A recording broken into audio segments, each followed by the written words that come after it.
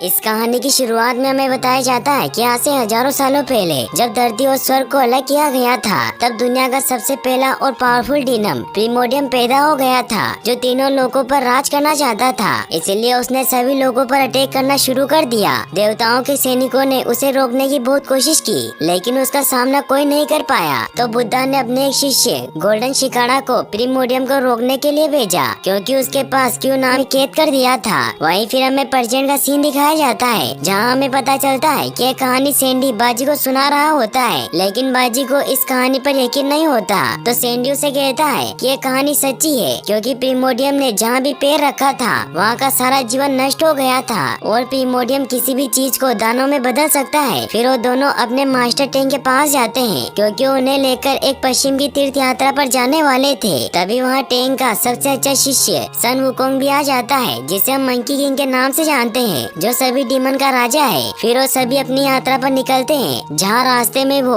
एक वुजुआंग नाम के टेम्पल पर थोड़ी देर आराम करने का डिसाइड करते हैं। वो जब वहाँ पहुँचते हैं तो उस टेम्पल से दो लड़के बाहर आते हैं, जो उस टेम्पल के केयर टेकर होते हैं। वो उन सभी को अपने साथ अंदर लेकर जाते हैं, क्योंकि अभी उनके मास्टर जेन युआंग किसी काम से बाहर गए थे। वो दोनों लड़के मास्टर टेंग को स्वर्गीय सील के पास लेकर जाते हैं, जहाँ मास्टर ध्यान करने लगते हैं। वहीं मंकी और उसके दोस्त टेम्पल में घूम रहे होते हैं और वहाँ की चीजों का मजा ले रहे थे। तभी बाजी छिपकर उन केयर टेकर की बातें सुन लेता है, जो उनसे किसी खास तरह के फ्रूट को छिपाने की बात कर रहे थे। ये सुनकर बाजी फौरन मंकी किंग के पास जाता है और उसे सारी बात बताता है। तो दोनों छिपकर उन केयर टेकर का पीछा करने लगते हैं। तो वो देखते हैं कि वो किसी सीक्रेट जगह में जा रहे हैं। ये देखकर मंकी किंग और बाजी अपना रूप बदलकर अंदर घुस जाते हैं, जहाँ वो देखते हैं कि वहाँ एक बहुत ही बड़ा व्हाइट कलर का जादुई पेड़ होता है, जिस पर बहुत ही खास तरह के फल लगे हुए थे। वो दोनों केयर टेकर वहाँ से एक फल तोड़कर चले जाते हैं, जिससे मौका पाकर मंकी किंग और बाजी अपने असली रूप में आ जाते हैं, और उन्हें भी वो फल खाने की बहुत इच्छा होती है। इसलिए मंकी किंग अपनी स्टिक से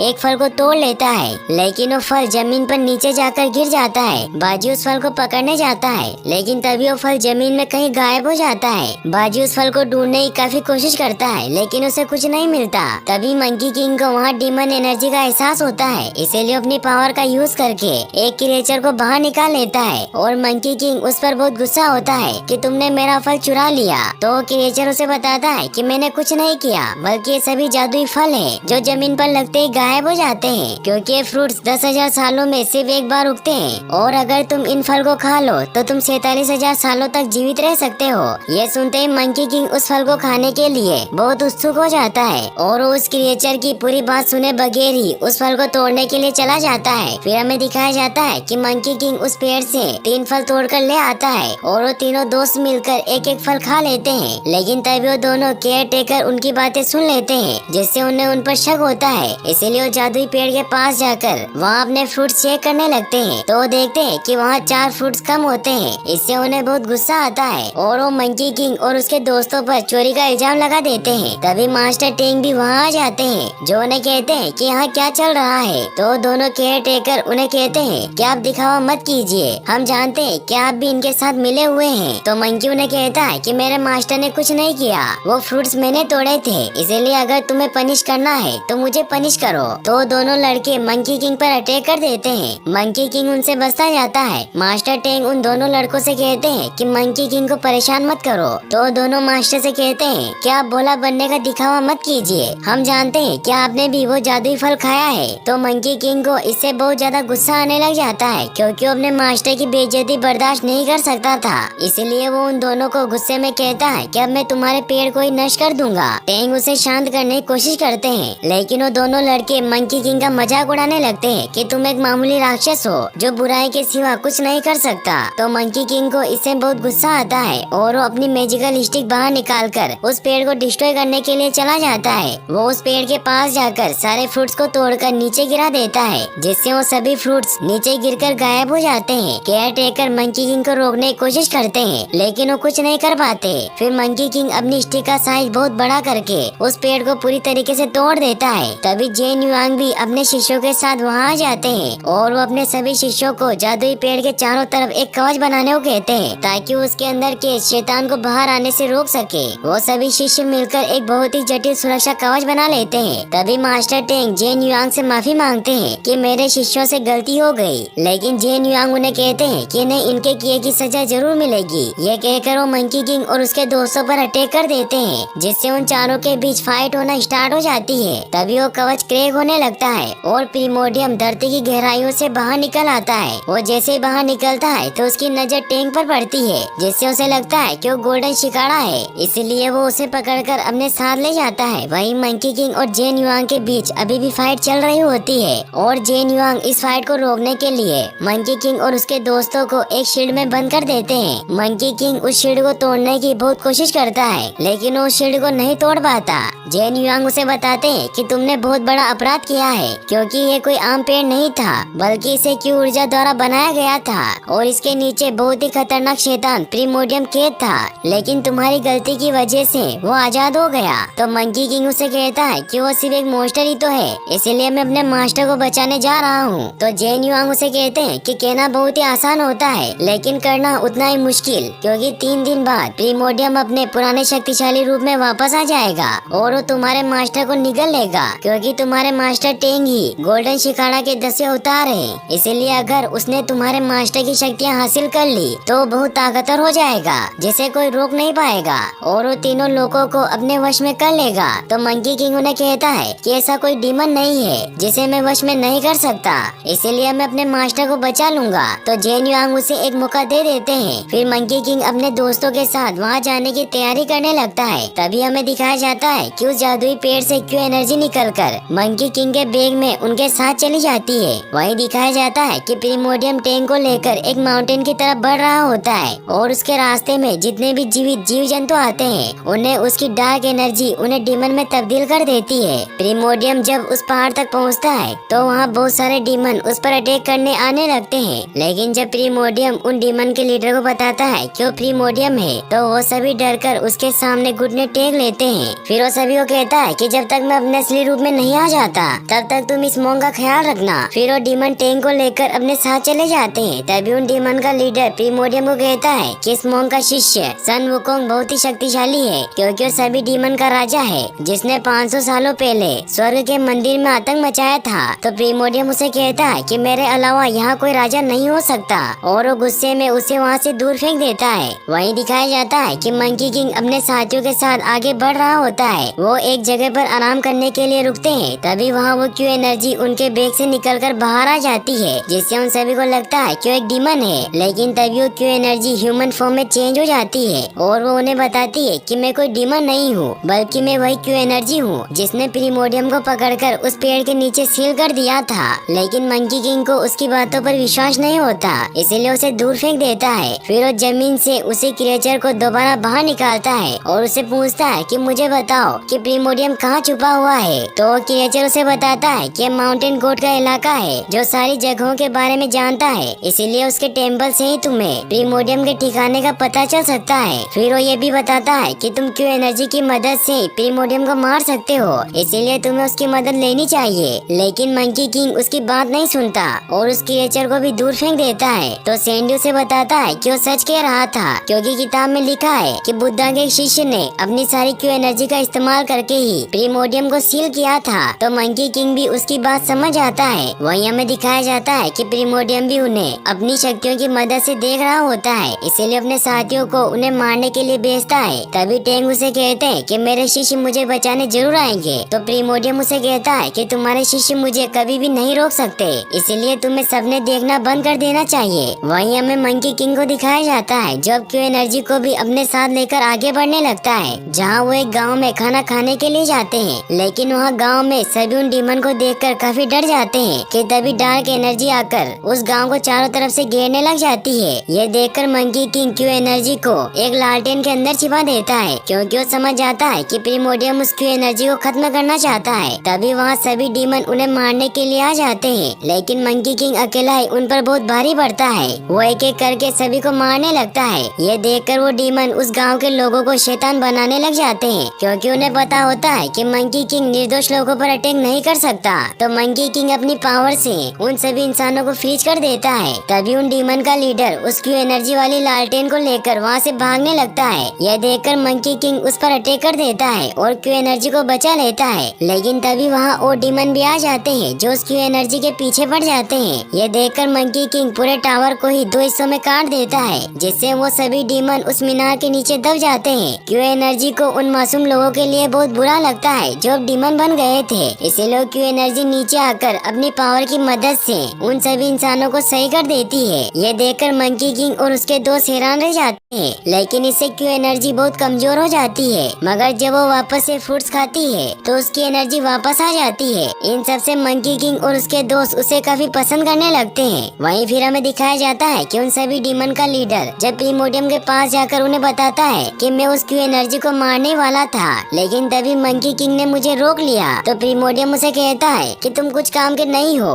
ये कहते ही वो उसे खा जाता है और फिर अपने अंदर से डार्क शेडो निकालकर उसे मंकी किंग को खत्म करने के लिए भेजता है। वहीं मंकी किंग अपने साथियों के साथ माउंटेन गोड के इलाके में पहुंच जाता है, लेकिन वहाँ कोई नहीं होता, सिर्फ वहाँ माउंटेन गोड का स्टेचू होता है। तभी वो डार्क शेडो आकर माउंटेन गोड के स्टेचू को अपने वश में कर लेती है, क्योंकि अभी माउंटेन गोड की आत्मा वहाँ नहीं होती, जिससे माउंटेन गोड मंकी किंग पर अटैक करने लगते हैं। वो अपने रकून डॉग से उन तीनों पर अटैक कर देता है। मंकी किंग उस रकून डॉग को मारने की बहुत कोशिश करता है, लेकिन उसे नहीं मार पाता। तो सैंडी अपनी बुक में देखकर बताता है कि इस रकून डॉग को सिर्फ मुंह बांधकर ही मारा जा सकता है। तो मंकी किंग अपने कुछ बाल तोड़कर उस रकून का मुंह बंद कर देता है, जिससे वो सिकुड़ कर मर जाता है। फिर मंकी किंग माउंटेन गोड पर अटैक करके उसे बेहोश कर देता है, जिससे उसके अंदर से सभी डार्क एनर्जी बाहर निकल आती है, जो उस पूरे टेम्पल को डिस्ट्रॉय कर देती है। वो क्यू एनर्जी पर भी अटैक करने की कोशिश करती है, लेकिन क्यू एनर्जी अपनी पावर से उस डार्क शेडो को खत्म कर देती है। तभी माउंटेन गोड की आत्मा भी वापस आ जाती है। तो मंकी किंग उससे पूछता है कि प्रीमोडियम कहाँ है। तो माउंटेन किंग उन्हें अपने साथ लेकर जाता है, जहाँ रास्ते में माउंटेन गोड उन्हें बताता है कि प्रीमोडियम सभी राक्षसों की सेना बना रहा है। तो क्यू एनर्जी उसे कहती है कि तुम्हें डरने की कोई जरूरत नहीं है, क्योंकि मैं प्रीमोडियम को सील कर सकती हूँ। तो माउंटेन गोड मंकी किंग को बताता है कि इस क्यू एनर्जी ने ह्यूमन रूप ले लिया है, इसीलिए अगर उसने क्यू एनर्जी का इस्तेमाल किया तो क्यू एनर्जी पूरी तरीके से खत्म हो जाएगी। इसका मतलब ये है कि उसका पुनर्जन्म नहीं होगा। इन सब से वो सभी काफी सैड हो जाते हैं। फिर माउंटेन किंग उन्हें वो मिलेनियन पर्वत दिखाता है, जहाँ प्रीमोडियम छिपा हुआ था, लेकिन उन्हें कहता है कि मैं आपके साथ नहीं चल सकता। तो मंकी किंग उसे जाने देता है और साथ ही वो उसके रकून डॉग को भी फिर से ठीक कर देता है। माउंटेन गोड इससे बहुत खुश होता है और उसे कहता है कि प्रीमोडियम से जीतना बहुत मुश्किल है, इसलिए मेरी बात मानो और बुद्धा से सहायता मांगो। लेकिन मंकी किंग उसकी बात नहीं सुनता, तो वहाँ से चला जाता है। वहीं हमें दिखाया जाता है कि सभी ताकतवर डीमन मिलेनियम पर्वत पर इकट्ठा होते हैं, क्योंकि अब वो वक्त आ गया था जब प्रीमोडियम अपने असली रूप में आने वाला था और कुछ ही देर में प्रीमोडियम अपने असली रूप में आ जाता है। वहीं हमें दिखाया जाता है कि मंकी किंग और उसके साथी एक जगह पर आराम करने के लिए रुकते हैं, क्योंकि वो सब नहीं चाहते थे कि क्यू एनर्जी प्रीमोडियम से लड़ते वक्त मारी जाए, इसीलिए उसे वहीं सुलाने की कोशिश करते हैं। लेकिन क्यू एनर्जी को नींद नहीं आ रही थी। वो मंकी किंग से कहती है कि अब तो हम दोस्त बन गए हैं, इसीलिए तुम मेरा नाम रख सकते हो। तो मंकी किंग उसका नाम फ्रूटी रखता है। क्यू एनर्जी को भी वो नाम बहुत अच्छा लगता है। फिर वो मंकी किंग से पूछती है कि तुम्हारा नाम सन वुकोंग किसने रखा था। मंकी किंग उसे कहता है कि मेरा ये नाम मेरे मास्टर ने रखा था, क्योंकि मेरे कोई माँ बाप नहीं है, मैं पत्थर से पैदा हुआ था, इसीलिए तुम चुपचाप सो जाओ, क्योंकि मैं एक बुरा डीमन हूँ जो बुराई के सिवा कुछ नहीं कर सकता। तो फ्रूटी उसे कहती है कि तुम बुरे नहीं हो, तुम एक अच्छे डीमन हो। साथ ही वो उसे ये भी कहती है कि हम दोनों मिलकर प्रीमोडियम को हरा देंगे और तुम्हारे मास्टर को आजाद कर लेंगे। तो मंकी किंग उससे वादा करता है कि हम साथ में प्रीमोडियम से लड़ेंगे। तो फ्रूटी इससे बहुत खुश होती है। फिर वो वहाँ एक चट्टान पर जाकर सो जाती है। तो मंकी किंग उसके चारों तरफ एक कवच बना देता है ताकि उसे कोई नुकसान न पहुँचा सके, और वो उसे अपने साथ भी लेकर नहीं जा सकते थे, क्योंकि इससे उसकी जान को खतरा था। फिर वो तीनों आगे बढ़ जाते हैं। वो सुबह होते होते उस पर्वत के काफी करीब पहुंच जाते हैं, लेकिन तभी प्रीमोडियम के सभी डीमन उन पर अटैक करने के लिए आने लगते हैं। तो मंकी किंग भी अपने दोस्तों के साथ लड़ाई करने के लिए तैयार हो जाता है। वो तीनों सभी डीमन पर भारी पड़ने लगते हैं, क्योंकि बाजी खुद को बहुत बड़े मॉन्स्टर में बदल लेता है और सैंडी अपनी वाटर की शक्तियों से उन पर हमला करने लगता है। उन सभी के बीच बहुत ही एपिक फाइट होती है, लेकिन एक जगह मंकी किंग को सभी डीमन चारों तरफ से घेर लेते हैं। ये देखकर मंकी किंग अपने बालों की मदद से बहुत सारे क्लोन बना लेता है, जो सभी डीमन पर भारी पड़ने लगते हैं। तभी प्रीमोडियम वहाँ आ जाता है और उन डीमन को खुद ही मार देता है, क्योंकि उसे लगता है कि वो सब कमजोर हो गए हैं। मंकी किंग अपनी पूरी पावर से प्रीमोडियम पर अटैक करने लगता है। वो तीनों एक परफेक्ट टीम की तरह प्रीमोडियम पर अटैक करते जाते हैं, जिससे ऐसा लगता है जैसे प्रीमोडियम आसानी से हार जाएगा। लेकिन प्रीमोडियम वापस उठ खड़ा होता है और अपनी रिंग से उन पर हमला करने लगता है, जिससे वो तीनों इस बार प्रीमोडियम के सामने नहीं टिक पाते और प्रीमोडियम उन्हें बहुत मारता है। वहीं फ्रूटी की जब आँख खुलती है तो वो देखती है कि मंकी वहाँ नहीं है, इसीलिए वो वहाँ से बाहर निकलने की कोशिश करती है, लेकिन उस कवच की वजह से वो बाहर नहीं निकल पाती। तभी मंकी बहुत इंसर्ट हुआ उसके पास आकर गिरता है और प्रीमोडियम उसे मारने लगता है, लेकिन तभी उसके दोस्त उसे बचाने आते हैं, मगर प्रीमोडियम उन दोनों को ही जान से मार देता है और मंकी किंग चाहकर भी उन्हें नहीं बचा पाता क्योंकि वो बहुत बुरी तरीके से इंजर्ड हो चुका था। फिर प्रीमोडियम फ्रूटी को खत्म करने के लिए उसके चारों तरफ बने कवच को तोड़ने लगता है, तो मंकी किंग उसे रोकने की बहुत कोशिश करता है, लेकिन प्रीमोडियम वो कवच तोड़ देता है। ये देखकर मंकी फ्रूटी को वहाँ से भागने को कहता है। फ्रूटी उसकी ये हालत देखकर रोने लग जाती है। तभी प्रीमोडियम टैंक को भी वहाँ ले आता है और वो मंकी किंग के सामने ही टैंक की पावर को अपने अंदर खींच लेता है, जिससे टैंक की आत्मा भी निकल जाती है। इससे फ्रूटी काफी सैड हो जाती है और वो अपनी पावर मंकी किंग को देने लगती है, लेकिन मंकी किंग पावर लेने से मना कर देता है। तभी प्रीमोडियम फ्रूटी को पकड़ लेता है और वो मंकी किंग से कहता है कि तुम डीमन के राजा बनने के बिल्कुल लायक नहीं हो, इसीलिए अपनी हार मान लो। लेकिन मंकी किंग उसे कहता है कि हार मानने से अच्छा मैं मरना पसंद करूंगा। इससे प्रीमोडियम को और ज्यादा गुस्सा आ जाता है और वो मंकी किंग को बहुत बुरी तरीके से मारने लगता है। ये देखकर फ्रूटी को भी बहुत गुस्सा आ जाता है और वो अपनी पावर से प्रीमोडियम पर अटैक करने लग जाती है और उसे पूरी तरीके से पकड़ लेती है। लेकिन तभी प्रीमोडियम अपनी सारी पावर को एक्टिवेट कर लेता है क्योंकि अब उसके पास टैंक की भी पावर आ गई थी और वो अपनी सारी पावर से फ्रूटी पर अटैक कर देता है, जिससे फ्रूटी दूर जाकर गिरती है और उसकी सोल निकलकर मंकी किंग के अंदर चली जाती है, जिससे मंकी में फिर से जान आ जाती है और उसका स्टोन हार्ट बहुत तेजी से धड़कने लग जाता है और अब मंकी किंग अपने रुद्र रूप में आ जाता है। फिर उन दोनों में बहुत ही एपिक फाइट स्टार्ट होती है, जिससे अब मंकी किंग प्रीमोडियम पर भारी पड़ता है और उसके हाथ पैर तोड़ देता है। फिर मंकी किंग अपनी स्टिक का साइज बढ़ा करके प्रीमोडियम को पूरी तरीके से मार देता है, जिससे प्रीमोडियम की सारी डार्क शेडो भी गायब हो जाती है। फिर दिखाया जाता है कि फ्रूटी की क्यू एनर्जी बाजी और सैंडी को फिर से ठीक कर देती है और अब उनके मास्टर भी वापस आ जाते हैं, जो उन तीनों को आशीर्वाद देते हैं और ये मूवी यहीं पर एंड हो जाती है। फिर हमें इस मूवी के पोस्ट क्रेडिट सीन को दिखाया जाता है, जहाँ उस जादुई पेड़ को सही करने के लिए एक देवी प्रकट होती है, जो मंकी किंग के पास मौजूद फ्रूटी के पत्ते से उस पेड़ को वापस सही कर देती है और यहीं पर ये मूवी फाइनली एंड हो जाती है। और गाइस, अगर आप ऐसी और वीडियोस देखना चाहते हैं तो मुझे कमेंट बॉक्स में जरूर बताएं और वीडियो को लाइक और चैनल को सब्सक्राइब करने के लिए